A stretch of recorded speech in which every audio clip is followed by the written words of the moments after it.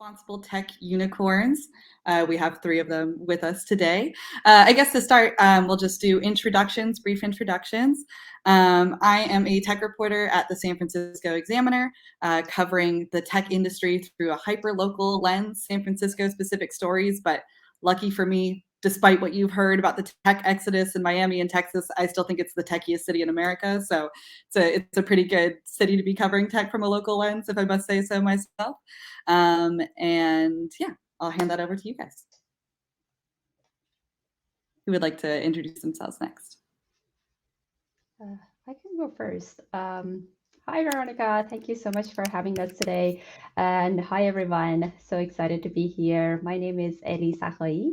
I'm a senior program manager at Microsoft, and I work in the Office of Responsible AI at Microsoft. Prior to joining Microsoft, I was a Congressional Innovation Fellow working with Congress on technology public policy.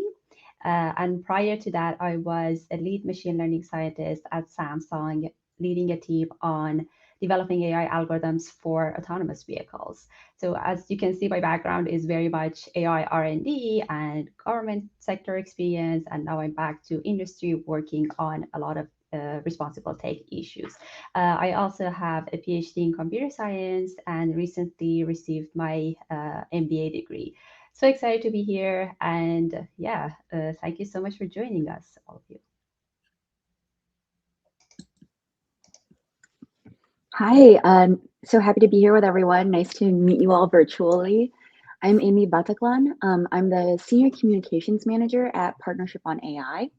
PAI is a global nonprofit multi-stakeholder organization that brings together diverse voices from the tech industry, but also from civil society and from academia to talk about actually, how can we make AI work to benefit people and society. I joined PAI after about a decade in different communications roles, working on everything from PR with tech companies, but also I spent several years working in the climate space and trying to educate the American public on the importance of an issue like climate change. And now working on trying to educate a broader public and, on the importance of AI and how it impacts them and how we can create more ethical and responsible solutions.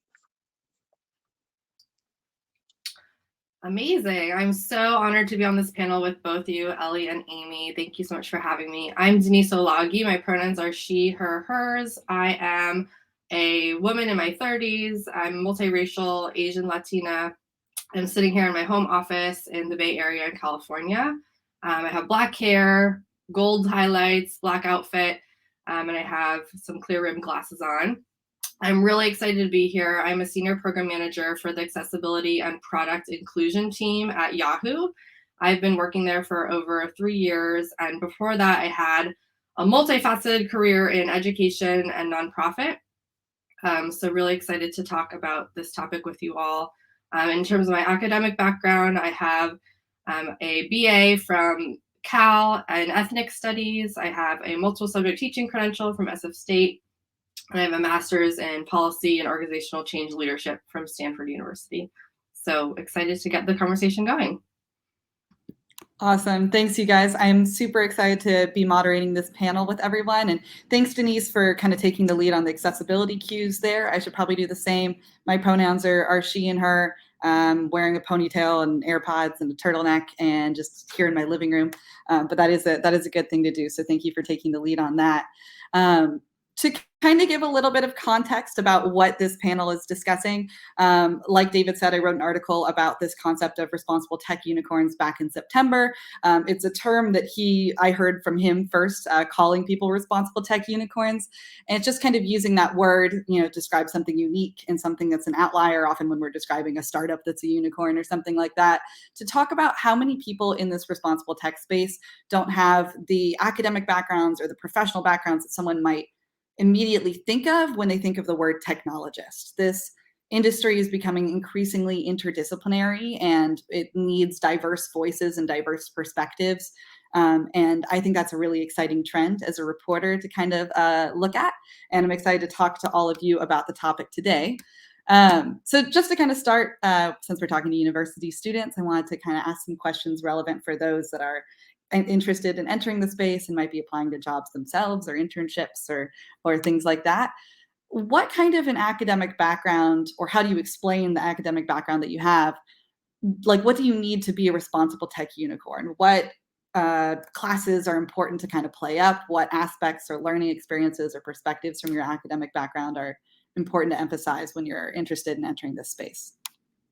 And I'll let whoever wants to step in first go ahead, and if we get into a pattern, I'll start calling up people. I can go first. So as I described in my intro, I'm actually going to turn the question on its head and answer it with what skills I think someone needs. I think folks can come into this work in a variety of academic paths. And I also will preface my comments with saying, like, I'm very enormously privileged to have the education background that I do. And, you know, I think that folks can come into this with a diverse set of academic paths. So I just want to lay out and say that for me, I think the skills that were really integral and that I've seen work well for me in the work that I do is critical thinking. So for example, I studied ethnic studies as an undergraduate, and it's really the interdisciplinary thinking around society, race, and intersectionality of identity and power and privilege in our society, and how folks may benefit or not from different systemic hierarchies or oppressions within our society. So I think critical thinking was like key to how I approach my work. Why is it that that's the way we do things? How can we break tradition? How can we innovate and be creative? And I think that's especially helpful when you think about technology, right? And folks coming into the work of technology who may not necessarily have a traditional tech background. I think that's actually an asset in the work, is that people can question and say, like, oh, well, why is it done that way? Or, can we think of a different way to do it?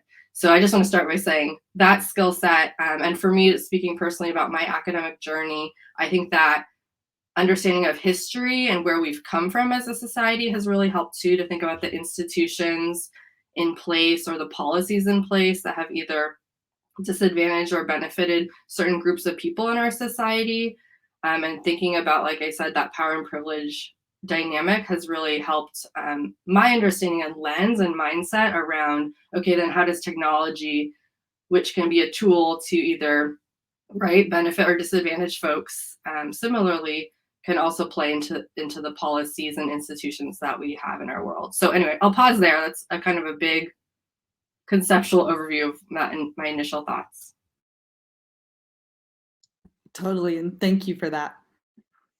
I'll go ahead and jump in. I think as the person with the fewest degrees on the panel, I have a bachelor's in communications and political economy. So I think I can be some, show that even with a very non-traditional tech background and with, 1 degree, you can be in this space. I think I'll echo what Denise said with regards to, having an interdisciplinary background and having critical thinking skills are really important. But also, I've seen some comments in the chat about how, everything is tech nowadays. And so that's true for just about everything.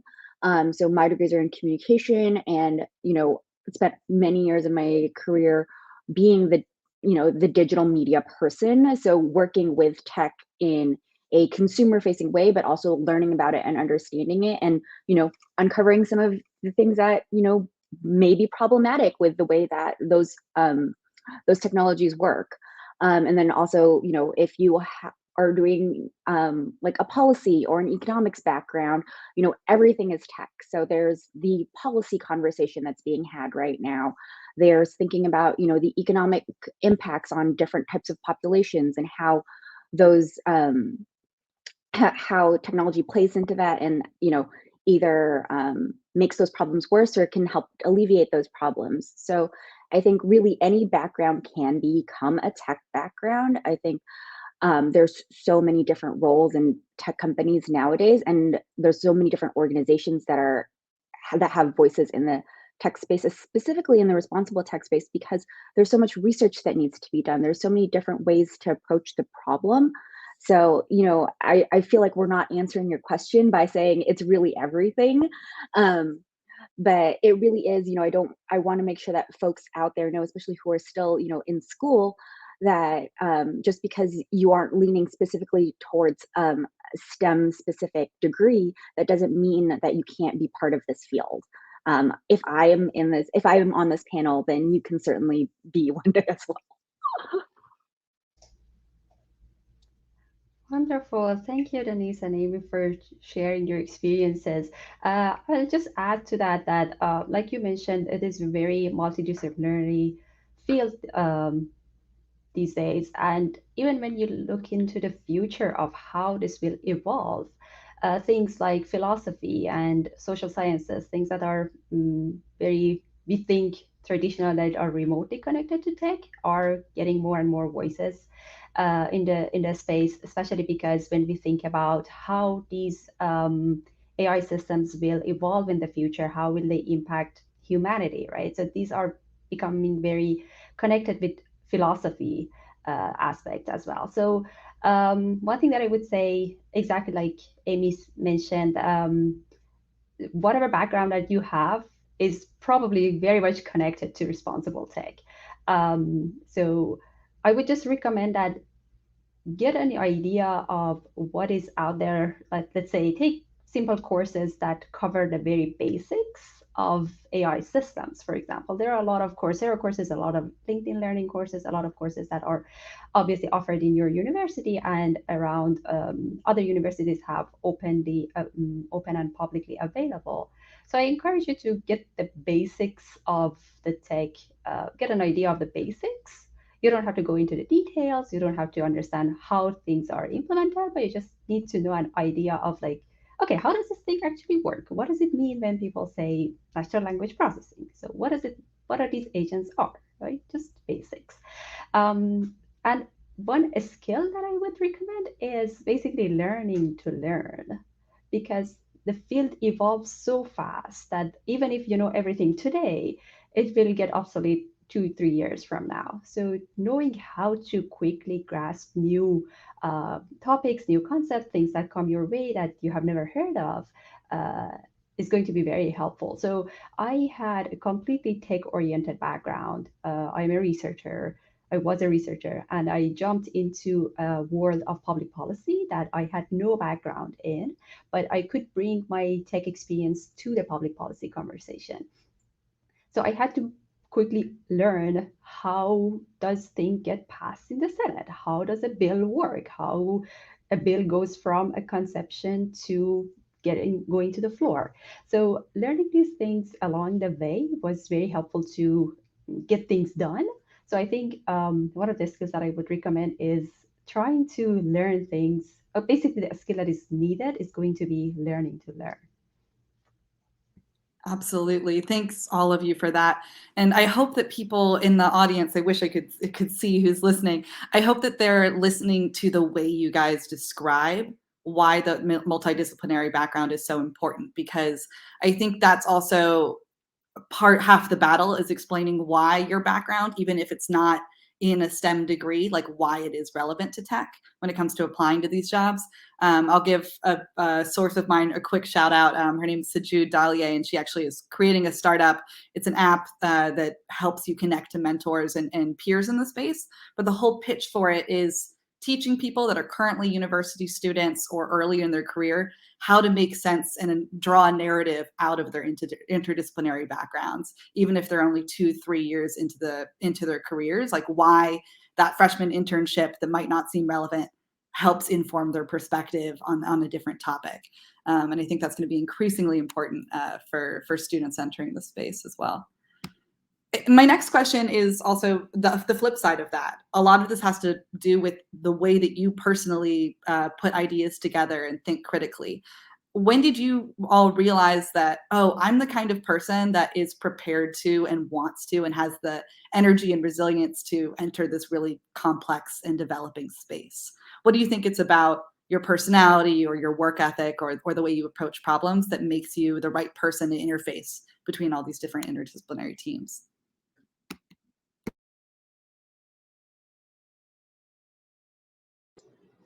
I can jump in. I think I'll mention a couple of things. I recently listened to a podcast with a man named Jonathan Fields, who has a book called Sparked, which is about, what kind of work really, sparks you, what makes you interested, makes you come alive. And I found out that like my archetype, as he defined it, is the sage. So as a communicator, that means I really enjoy collecting all sorts of knowledge. Like I just like all sorts of different types of knowledge and then sharing it out. And I think that's become really true for me in my career. But specific to this, I think, really what we've been talking about is being able to see the intersections, the connections of different fields. So for example, I mentioned that I'd come from the climate space, and what people used to tell me when I told them what I did, they'd say, "Oh, that's so great that you're working on the environment." And I would, as we know now, like, climate affects health, it affects the economy, it affects inequality. So I feel like that kind of thinking is what, the things that I could start to see in my day to day when I was working in digital media and thinking, okay, well, we are being recommended all sorts of content from algorithms, and what is happening here? What is happening? What are these systems? Who's making them? What considerations are there, and what are the different potential impacts in all of these different fields? So I think that kind of thinking, when I first got introduced to the concept of um, ethical AI, responsible tech and human rights, whichever way you want to call it, being able to notice that what I was living in practice, or what I was doing in practice with digital media, and what making those connections was really what made me really interested and want to be in this field.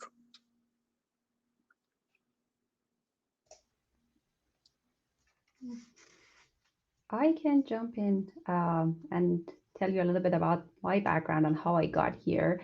Like I said, I was a researcher, and as a researcher, you probably end up doing a lot of heads down, read the literature, implement things, deploy things. So it was very much narrow field of view in a certain area, right? For example, in autonomous vehicles, I was focusing on computer vision, and computer vision particularly for tracking objects for autonomous vehicles.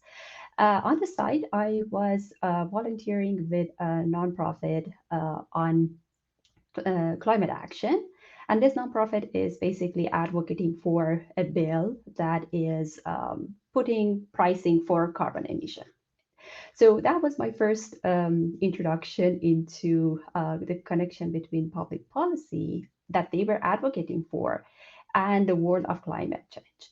So I started thinking about how can I connect my technical background with something that has such a big impact, which is basically in the space of public policy. So I started looking into areas that I can connect the two. I can bring tech to public policy, and I realized that actually there is a problem that our lawmakers do not have that much of, or did not have at least that much of technical skills in their staff, so that they can keep up to date to the really fast evolving world of especially AI. So I noticed that smaller think tanks especially are recognizing this, and there are opportunities for connecting these two, tech and public policy. So that's where I entered the world of public policy from a completely technical background. And being in Congress, I was really excited and inspired by the amount of work that goes into like figuring things out, how we can address the emerging issues. So I was really inspired by how impactful this work is, and I started looking into the next step in my career to be going back in tech and actually implementing these higher level of responsible AI, responsible tech principles. That's where I am in Office of Responsible AI in Microsoft, where we basically try to think about how to operationalize these principles into making products actually being responsible and safe and reliable.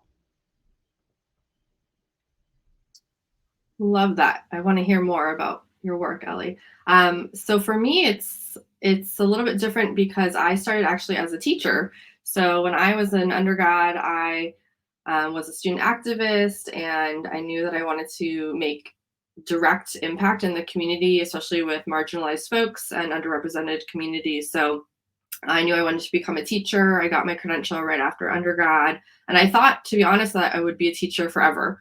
I really love working with families and with students, with kids. I taught first grade, I taught fourth grade, I taught middle school, and I did that for about 6 or 7 years. And then I was able to have the opportunity to actually pivot into nonprofit and ed tech. And along the way, I kind of was working with a lot of technology and tools, as you might imagine. Technology is infiltrating classrooms all over the place, and my curriculum. And I really found that I was always constantly adjusting the technology and the tools to meet my students' needs. And also, to be honest, my own needs.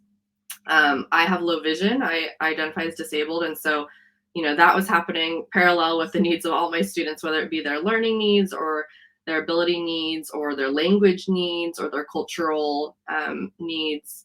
And so I thought to myself, through this transition of working in nonprofit, I interned at a great nonprofit in San Francisco during graduate school called Common Sense Media, which works on digital curriculum and citizenship curriculum for students and thinking about critically how technology can impact our kids' lives. And then, long story short, I also was able to work at an ed tech company, and I was like, oh my goodness, what if I was on the other side of creating products and tools and technology for folks, as opposed to just being the end user, constantly scrambling and adapting for our needs. And so I really saw that as a moment to be empowered to make the change then and be more closer to the center of creation. And that's what led me on my journey to really understand what accessibility and product inclusion was all about. So this kind of ties to your beginning question, Veronica, too, around education. I was totally self-taught. Like, I had an ethnic studies, history, sociological kind of viewpoint. From my academic standing, I had no, technical background in terms of computer science or design. And so I really taught myself all about UX design, accessibility guidelines, how to build products, and then pivoted my career in that direction. And to be honest, I had no idea this whole field existed. I went to a diversity panel that was free, open to the public, and one of the companies on the panel talked about diversity, equity, inclusion, and including their users with disabilities in their product lifecycle, and they had an accessibility team. I literally tapped the woman on the shoulder after the panel and said, "Can you tell me more?" And here I am today, working at Yahoo as an educator and as an internal program manager. But I don't think there was like one specific turning point that there was a light bulb going off. I think it was an accumulation of, to be honest, many years of me doing trial and error in different sectors, whether it be education or ed tech or nonprofit, and finding where I wanted to be in terms of how close do I want to be to the impact I'm making, right? Because as a teacher, I was very much on the front lines. With ed tech and nonprofit, I felt like I was one step removed. I was working still with schools and communities. And then now in technology at my current role, I'm definitely way more removed, but I'm still, I think, hopefully making an impact that reverberates throughout the work that we do as a global tech company. I love how much that story goes back to just tech tools in the classroom and having to constantly update tech tools. Because I say, when I try to describe why I ended up being a tech reporter, I went to one of the first Apple distinguished schools, and my teachers were just constantly struggling because they had to use all the different bells and whistles, and they had to update all the different bells and whistles. And I feel like my own passion in this space, a lot of it goes back to those early days of just like watching and kind of evaluating how much are tools actually helping people and actually like adding to the educational experience versus not. We should talk more about that. I would love to report just on ed tech if I could for a couple of years. And another thing that I wanted to ask about, because I've been spending the last 3 weeks talking to a lot of graduating university students entering the tech industry about kind of how the ethics of different companies, how they're judging the ethics of different companies, and like whether they actually would want to work for that company, where they think they can have an impact, kind of in context of the Facebook papers. You know, a lot of students I've been speaking with say that they were most concerned by that story because it was a Facebook employee speaking out, and that said to them, oh gosh, the internal company culture must be really not great. Employees must not be happy there. Maybe I could make a big impact at Facebook. That's what they were balancing. You know, maybe I can impact all these issues that the Facebook papers just raised, but how do I balance that with the internal company culture, and how much will I be allowed to make change? And so I kind of want to turn that to you. A lot of those students didn't really know how to evaluate that push and pull in deciding where they would want to work and judging how much impact they can have. How do you guys approach that discussion? Wanting to have impact, but at a company, or consulting with companies, or partnering with companies, but then maybe not having a perfect ethical track record themselves.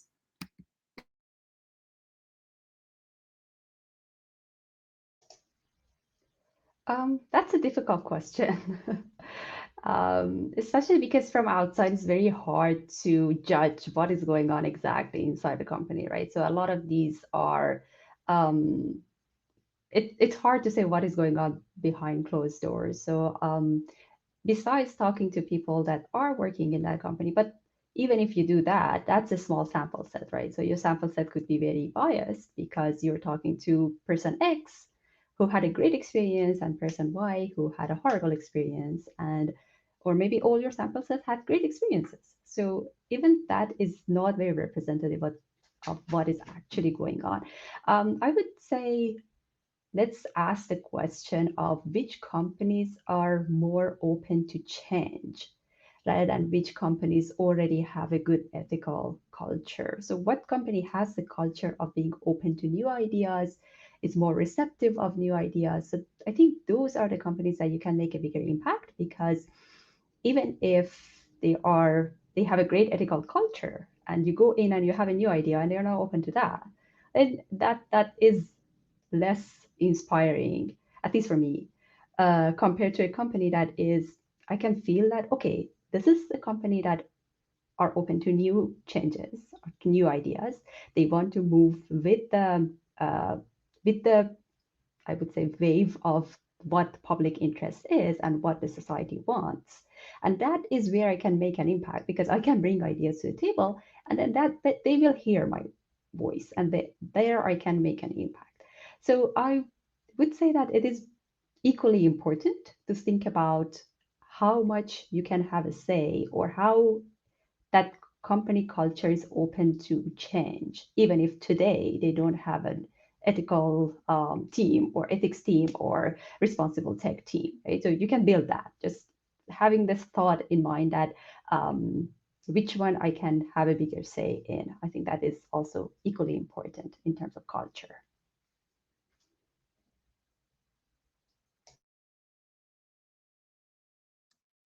I think that's somewhat similar to, from an organizational perspective. PAI works with a lot of different tech companies, and they all have different levels of maturity in terms of what their responsible AI teams look like. But I think what we think about is, um, is there benefit to bringing them in and having them, interface and interact with the other people in our partnership, the civil society groups, the advocates, the academic researchers, and having them learn from that.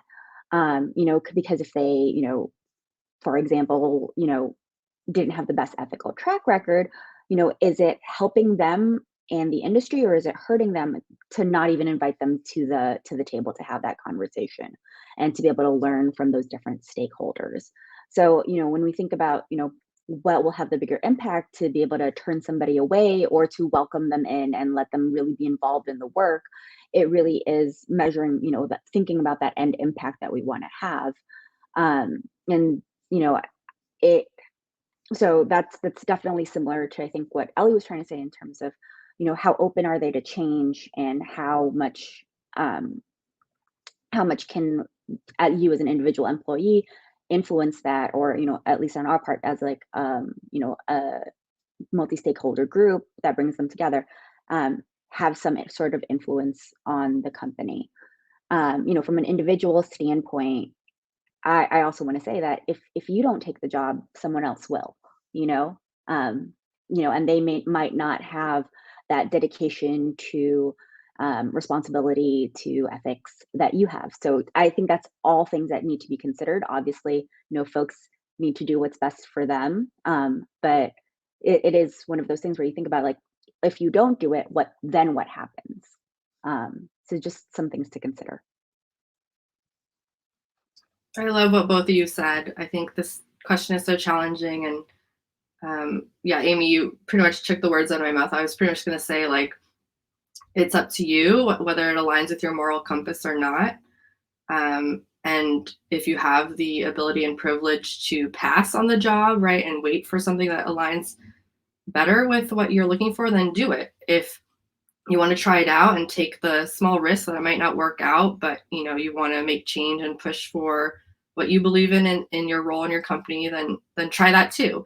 So I think there's no wrong or right answer. I do think that there are certain signals, though, that a company can give, right? Like kind of Ellie, you're alluding to this as well, in terms of resources that they actually put behind what they say they're going to do or what they say they stand for. So, right, you can look at, if a company does have certain job openings around certain topics or titles, if they put out messaging around that. But then the caveat there is, like, you also sometimes can't figure out, though, if that's just PR or if they're actually doing the hard work behind the scenes. So I think there are certain signals, but then my message is, like, don't read totally into the signals as well. So it's tricky to figure out, but I think, like you said, Aimee, make sure it's the best decision for yourself. So I know that's a really difficult question that's kind of scary to answer, I think, for a lot of folks, but thank you for tolerating it because I really think it's a question that's weighing on a lot of students that I've spoken to. University students are thinking about it, I think, a lot, especially right now.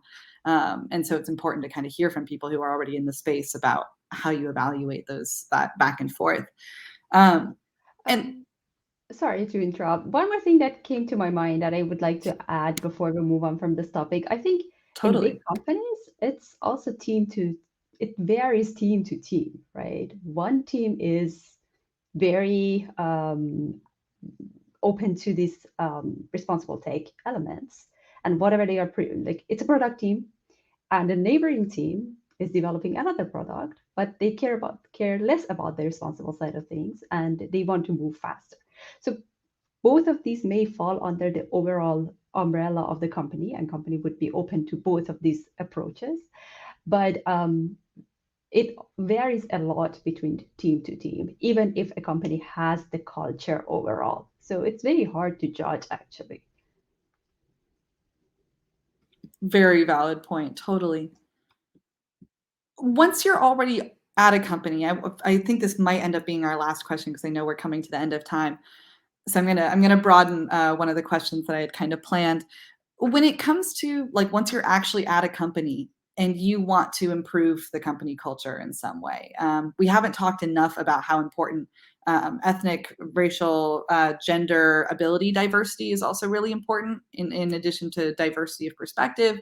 But maybe there's something else about the culture that you really want to change. Maybe they don't understand work-life balance and that's impeding on the work. Maybe, I don't know, they need more interdisciplinary communication or inter-team communication, whatever it is.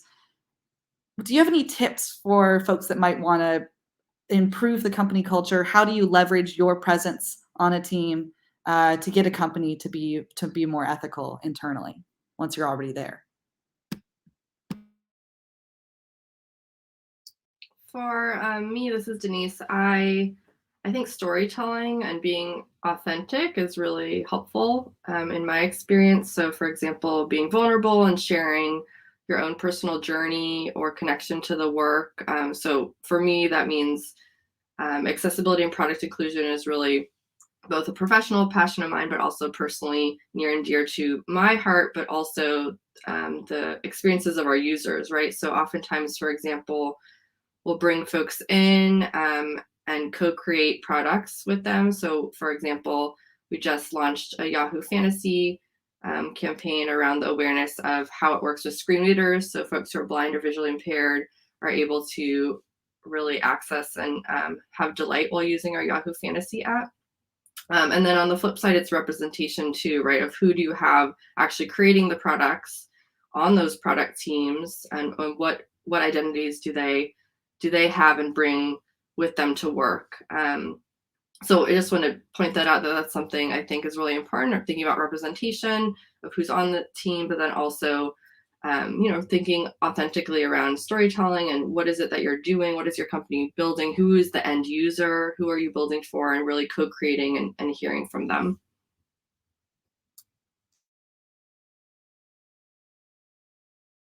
I'm going to interject really quickly also because I haven't asked. If anybody in the audience has questions, plug them in the chat and I might be able to get to those after this.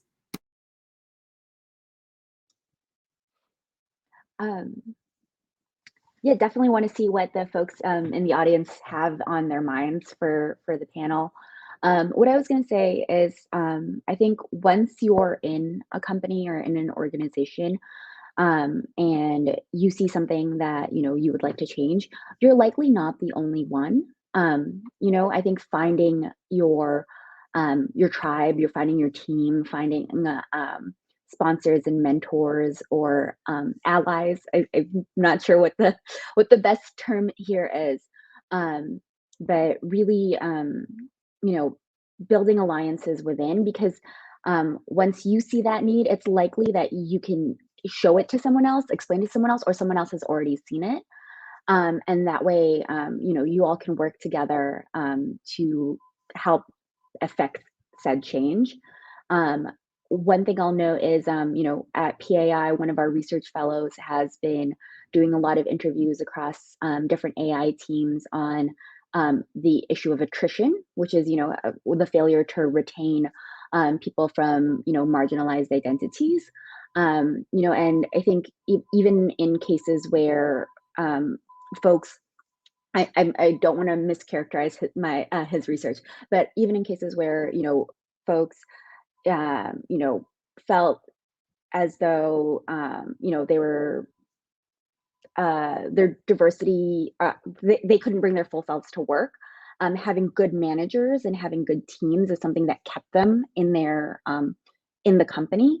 And so I think finding not just an organization, but really a manager and a team, or other sponsors within the organization that you work for, who have aligned values and who see you for who you are and what you're trying to do. I think that's really the most important thing.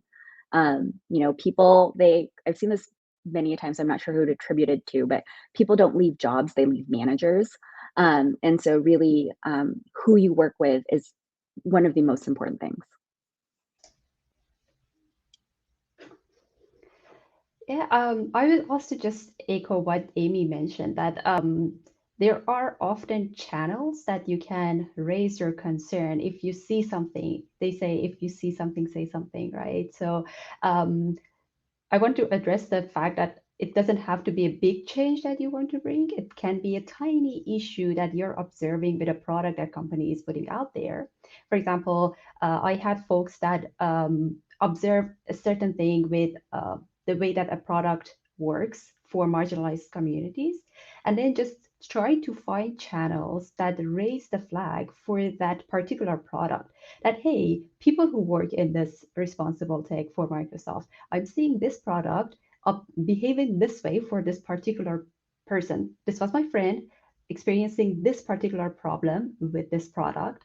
What should we do to fix that for the bigger society, right? So even raising a flag that at least big companies have channels for that. Even raising this kind of flag that I'm observing this, maybe this slipped somewhere, right?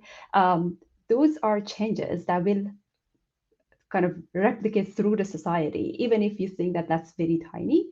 But even that single simple observation that you have could have a big impact, because somebody in the product team will look at that, maybe it slipped through cracks, and then raising it from a perspective of somebody who they didn't have in a team to bring that perspective would be very valuable. So it doesn't have to be a big change. It can be just flagging something very tiny. And yeah, hopefully companies do have those channels. If they don't have those channels, like Aimee said, there are probably allies that could help build those channels. But I think it could be very simple. Even simple things could have huge impact on society. Absolutely. And I think a question that we got in the chat from Ben Grazda is a good direct follow-up to this, which is just what kind of resources or support for tech workers would empower people at tech companies, especially those from traditionally marginalized communities, to speak out about harms at the tech companies. Does anybody have anything to add specifically with that? So I can just talk about my own experience, and often there are, in terms of resources, there are often internal communications or internal summits or internal conferences that are focused on these topics. Some companies have that. If not, if there are channels that you can raise these issues. Those are things that kind of help marginalized communities to speak up and bring those concerns that they have to the product teams. So at least I can think of these two channels that often exist in big companies. Smaller companies are often easier because in startups, you just walk up to the CEO and just tell them something, right? So it's very different culture. But in larger companies, often these processes have been thought of to bring these voices. And obviously in conferences and internal summits and gatherings, that these are also good resources for speaking up on issues that may have slipped through cracks.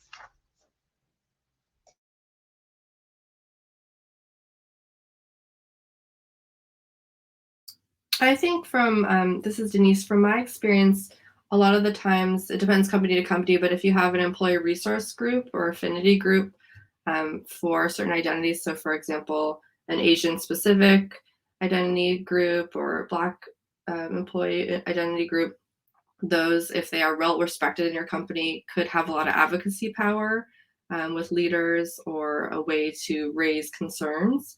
Another way is, like Aimee was mentioning, if you have a wonderful manager, I think it's always appropriate to bring it up with your manager and somehow figure out problem solve together.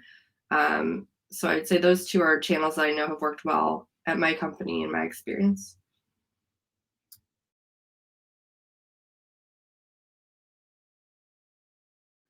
Did you have anything to add, Aimee? Okay. Well, I think we're pretty much at the end of our time, unless anybody had any closing notes that they wanted to mention, or I guess we should all drop our LinkedIn links maybe in the chat if people want to connect with us. I'll do that.